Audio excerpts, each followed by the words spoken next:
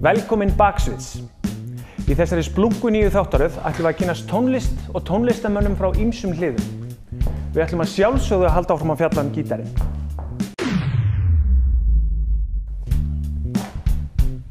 Við ætlum að heimsækja hljómborðsleikara.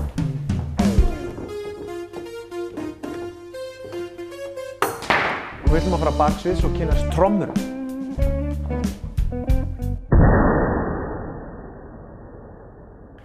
Við ætlum að kynnast því hvernig lag verður til. Allt frá því að hugmyndin fyrst kviknar.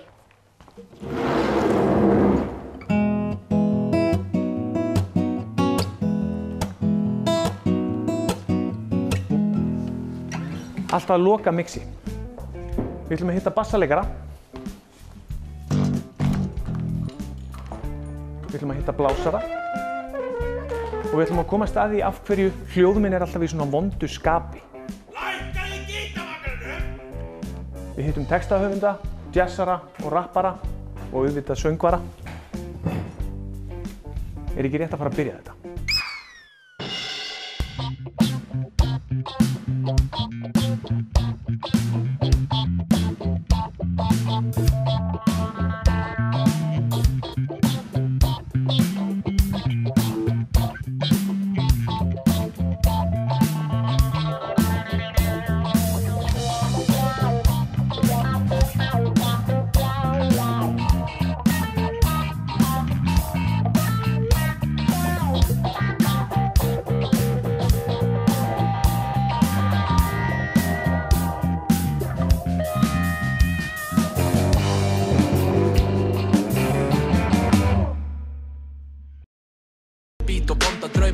Úlfur Úlfur hefur verið ein vinsælasta rapphljómsveit landsins í mörg ár. Við hittum þá Arnar og Helga og spurðum þá spjörunum um. Við erum rapphljómsveit, held ég. Já, ég er rappari í rapphljómsveit og hann er pródúser og rappari í rapphljómsveit. Ég ætla bara að segja hér og nú að ég kann ekki að neitt hljóðfæri og ég kann ekki að syngja fyrir shit. Hann kann helling. Svona, þú veist, það gerist á marga mismunandi vegu, tónlistin okkar sko, en þú veist, það er svona, grunnurinn er kannski svolítið sá að ég sem lag, eða þess að geri beat og geri mjög mikið af því og sendi alltaf Arnar. Það er alltaf bara svona, ég klára þetta, bonsa, ég sendi Arnar, klára þetta, bonsa, sendi Arnar. Og þú veist. Og oft var ég bara einhvern svona pakka.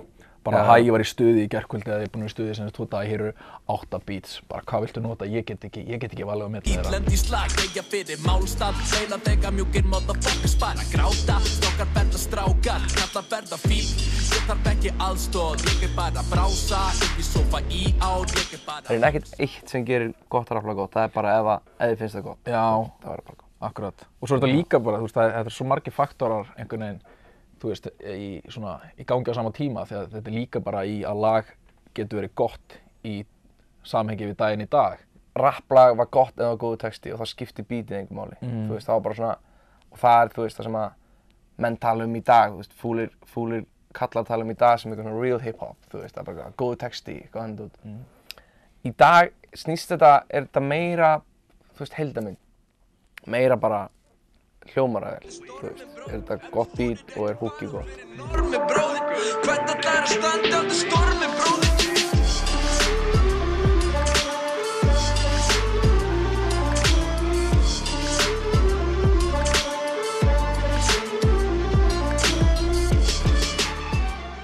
En með góðan rappara, það er bara einhver sem hefur alltaf í fyrsta lagi ótrúlega tilfinningu bara fyrir takti.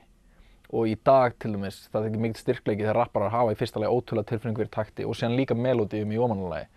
Að bara að, þú veist, þetta er bara eins og, þú veist, þegar röddin á honum er bara eins og smjör á brauði.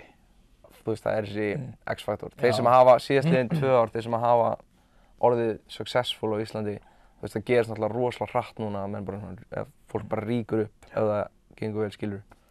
Og það er bara, það fólk hefur bara haft eitthvað sem er ekki alveg hægt að setja fingur á endilega sko, en bara eins og Aron Kahn, bara svona, Ísland hefur bara ekki upplifað aðeins popstjörnu á stöðu tíma, skilur, bara, þú veist, hann er bara með eitthvað, það er bara eitthvað sem er rétt. En hvað málið með hennan fram? Það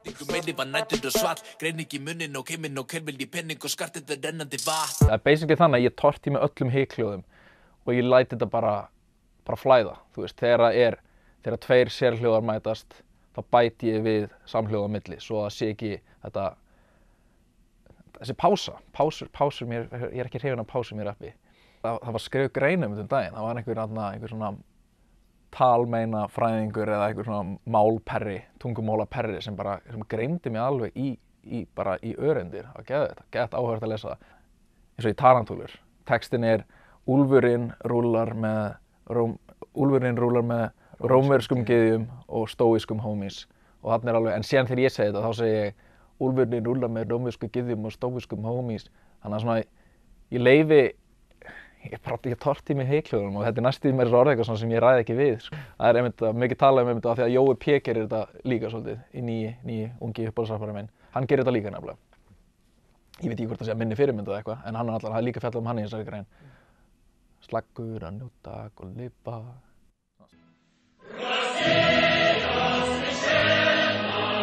Þið fóruð í tónleikaferðalag fyrir skemmstu. Hvernig kom það til? Við kynntumst tveimur stelpum frá Póllandi á Airwaves fyrir 2-3 árum síðan. Svona publicist teimi sem að sá okkur á Kex Hostel spila. Já, við varum með eitthvað svona bókunarstofu í Varsjá. Og þá ákveðu bara að henda í svona lítinn Evróputúr. Tóku 2 vikur, spilum 13 gig á 15 dögum. Finnlandi með íslenska körfuboltalandsliðinu, til Tallinn í Íslandi. Þaðan til Rússlands, tóku samt í Pétursborg, til Moskó. Flugum svo til Vilnius í Litáen. Varsjá, Pozna, Sopot. Svo spilum aftur í Varsjá og Tórin. Þetta gekk svo vel. Alveg bara svona ennþá, ég sem bara sitji og ég bara brosi. Tjóð, það gott. Þetta var mjög mikil áhætta, þetta var mjög mikil svona fjárhagsleg og bara, þú veist, að því að þetta var bara djöfis áhætta, sko. En bara andinn var geggjaður í þessar 2 vikur, það var svo gaman og já, tjóð, það gaman maður. Við vorum í Rússlandi, fengum við símtal frá umboðsmanninn okkar það að við hefum verið bókaðir á Eurosonic sem mjög stórt festival sem hann í Hollandi. Við erum eitthvað svona að fara að vera eins og einhverjir flottir íslenskir headliner einhvern veginn, eins og hvað, Kali og Glói og spila sko á miðnætti á föstudagskvöldinu á og Monster mennið ekki líka. Og þannig að íslensk bönd sem hafa fengið þetta slott á Eurosonic hafa ágætisluti gerst í framhaldi. Ef þið eru að horfa á okkur heima, þá erum við í Búdapest. En erum svo að græna helgin eftir, græna hattinn.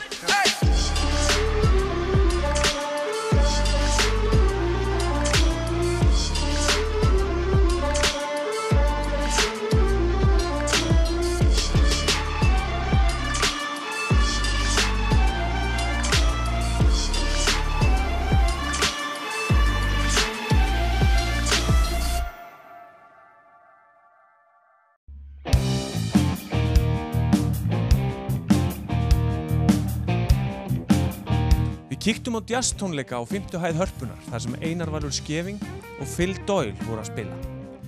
Einar, hvað jazz? Hvað jazz? Jazz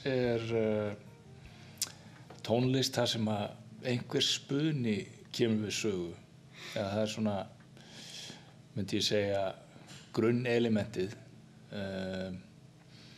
Við vorum að spila í kvöld svokallaða standarda sem úr amerísku söngbókinni sem úr leikritum og bíómyndum og þá spilum við venjulega laglínu og svo spinna menn yfir formið á þessu tiltekna lagi.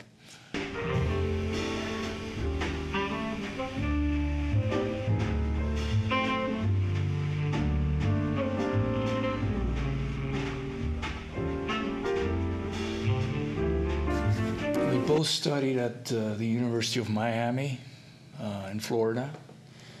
I'm a little older than he is. Yeah, and I don't know if we should say how long ago. I think I had actually finished my studies when you came to Miami, and I was teaching at the school. I think so. So it was 2003? Yeah. It's just we were trying to figure this out earlier. It's like it's been a while, but it's just about 14 years ago, 13, 14 years ago. I always knew that I never had to think about anything related to time, you know, when I was playing with him, because it was something you could just trust. It was just like, well, here's the deal, though. He's got incredible time himself, so which not a people realize, but the soloist has to have just as a good time as the rhythm section, you know, because the rhythm section also has to feel comfortable with the time of the soloist. But thank you. We're back at you, man.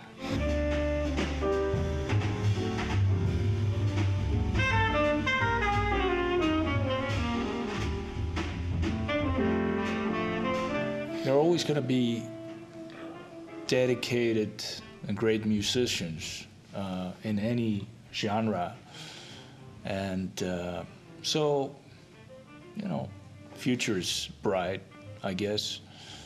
What do you think?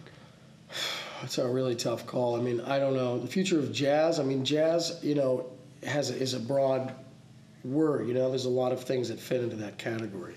I think as long as people are still, you know, open to each other's ideas and open to collaborating, you know, in unique ways, then in a sense that's kind of jazz, you know, continuing in a lot of different forms. I just hope that at some point the attention span in general kind of goes back to what it used to be, which was to be introduced, at least, you know, in the educational systems as well.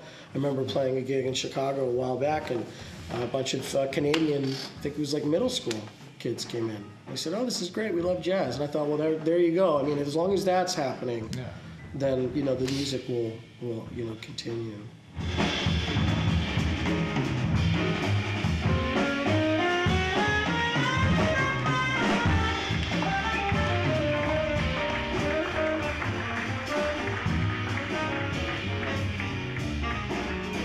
For the most part, if the band is totally inspired, chances are the audience is gonna reflect to it.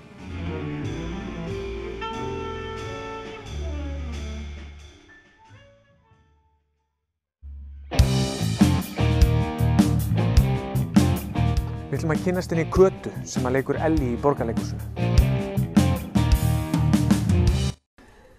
Ég heiti Katrín Halldóra Sigurðardóttir og ég er leikkona frá Neskaupstað.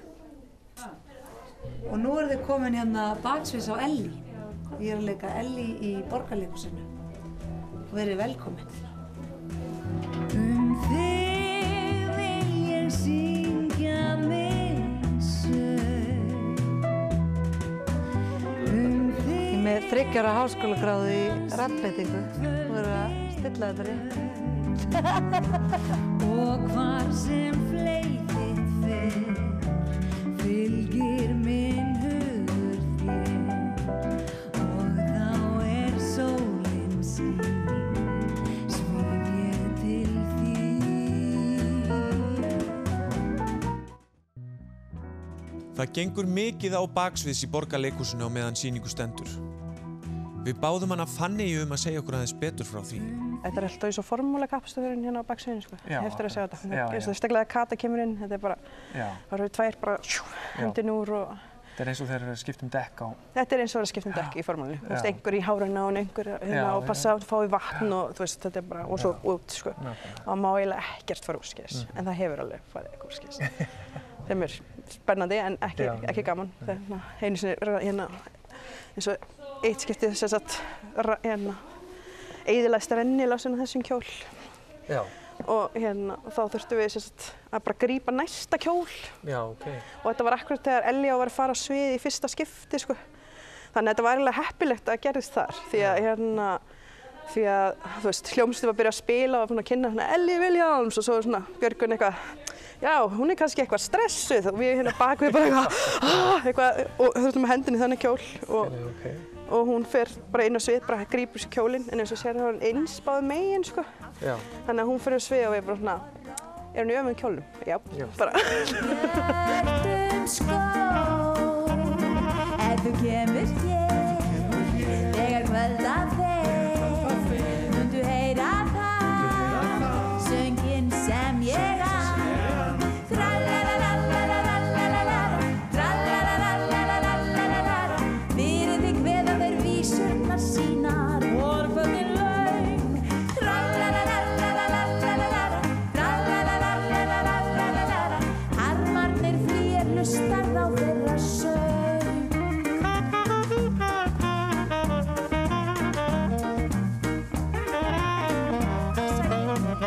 Fyrirgefið, Kristján, fyrirgefðu. Hvenær áttaðirðu þig á því að þið langaði til þess að verða leikkona? Það var mjög snemma. Mér langaði alltaf að vera leikari þegar ég var lítil og svo svona hélt ég að þetta myndi bara vaksa að mér og ég myndi fara loksins gera eitthvað annað, en ég losnaði einhvern veginn aldrei við þetta. Mamma, hún vann í Þjóðleikhúsinu í miðasölunni, þannig ég var alltaf á leiksýningum þegar ég bjó fyrir sunnan. 5 mínútur, ég um soundcheck. Ég vil minna leikara á að koma í sendimæk. 5 mínútur í soundcheck, takk. Ég er að fara í soundcheck. Nei, en það var það bara hefur alltaf verið. Ég hef alveg reynt að gera ýmislegt til að hætta þessu. Ég fór í íslensku í háskólann og var þar eitthvað að reyna fallbeygja víkingarhátt þáttíðar eitthvað. Ég man ekki einu sinni hvað þetta heitir. Svo bara, þú veist, ég var að vinna í eldhúsum út um allt og svo fór ég í söngnám til Danmerkur og þá langaði mig ógeðslega mikið bara einblíðin á sönginu, vera söngkona, en ég var samt alltaf með hennan draum, mig langaði að vera leikkona líka. En það góða við Katrín er það, hún er að syngja sína rödd, hún syngur bara eins og hún gerir sjálf. Hún er ekkert að reyna að stæla Elli eitt eða neitt, ekki í söngnum, sko, og reyndar ekki, sko, nema náttúrulega hún er flott í tauginu og svona eins og Elli var alltaf, sko. En að öðru leyti er hún bara, Katrín er bara að syngja, Katrín. Hún gerir það mjög vel.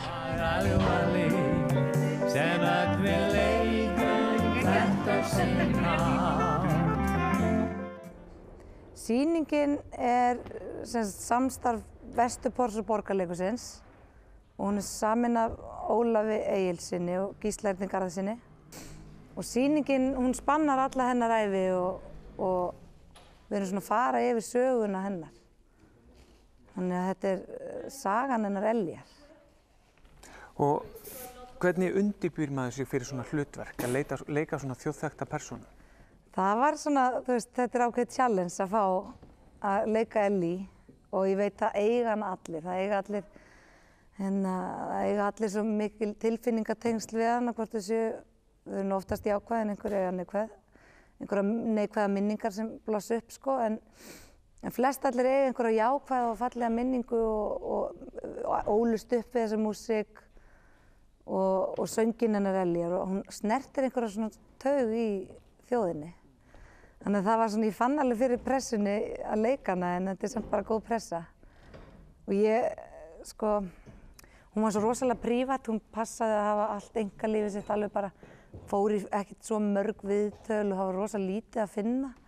Það var alveg svona pínu skrítið, sko, úr hverju ég ætti að vinna því ég var með bókina hennar Möggu en ég var ekki með neitt annað á tímabúndi. Svo komst ég yfir viðtal sem ég heyrði við hann í útvarpi sem var viðtal sem bara óvart fannst, var til og þar segir hún svolítið mikið, þar voru mestu lyklarnir fyrir mig að persónunni.